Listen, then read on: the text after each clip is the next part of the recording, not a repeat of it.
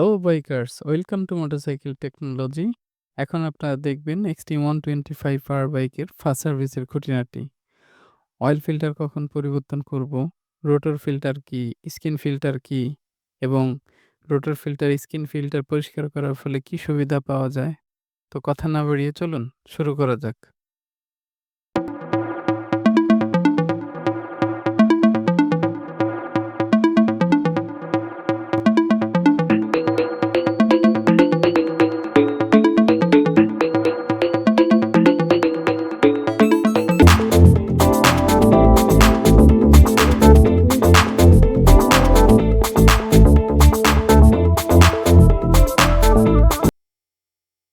Bike ওয়াশের আগে muffler cap, হর্নটা আলাদাভাবে ঢেকে দেওয়া হয়েছে যাতে হর্নের ভিতর পানি না যায়।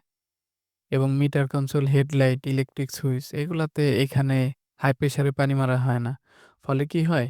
এই ডিভাইসগুলা প্রপারলি কাজ করে, এর লংজিভিটিটা বেড়ে যায়। এবং ওয়াশের পরে যে কাজটি করা হচ্ছে এখন, লেফট সাইড উইঙ্কার কি, রাইট সাইডে starting switch, metre console, headlight, বিশেষ করে ইলেকট্রিক আইটেম যেটা আছে ভালো করে শুকিয়ে দেওয়া হচ্ছে। ফলে এর ভিতরে পানি জমে থাকবে না এবং এই ডিভাইসগুলার লংজিভিটিটা অনেক গুণে বেড়ে যাবে।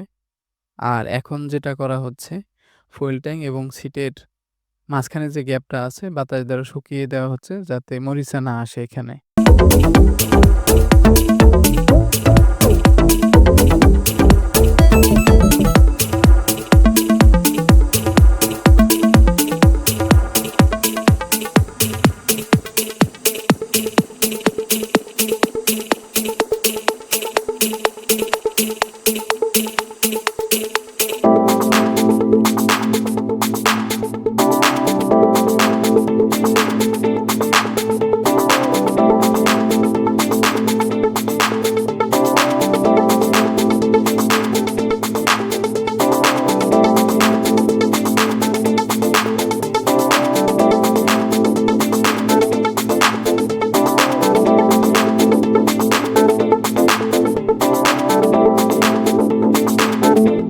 এখন যেটা দেখতেছি এটা হচ্ছে অয়েল ফিল্টার।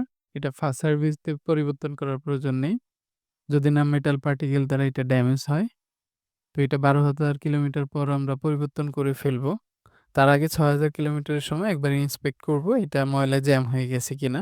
অনেকেই বলেন ফার্স্ট সার্ভিসে আমি ইঞ্জিন খুলব না। তো তাদের জন্য বলা যে অবশ্যই আপনি ক্লাচ সাইডটা খুলবেন এবং স্কিন ফিল্টার এবং রোটর ফিল্টারটা মাস্ট বি ক্লিন করে নিবেন। কারণ এখন দেখতে পাচ্ছেন যে স্কিন ফিল্টারে কি পরিমাণে ময়লা জমে আছে। এই পরিমাণে ময়লা থাকলে আপনার অয়েল সার্কুলেশন প্রপারলি হবে না। এর ফলে কি হবে? ইঞ্জিনটা গরম হয়ে যাবে। ইঞ্জিনের লংজিভিটি কমে যাবে। আর স্কিন ফিল্টার আর রোটর ফিল্টার ক্লিন করার মাধ্যমেই আপনার ব্রেকিং পিরিয়ডটা শেষ হবে। তো এটা যতই ডিলে করবেন ততই আপনার ব্রেকিং পিরিয়ডটা মেইনটেইন করতে হবে।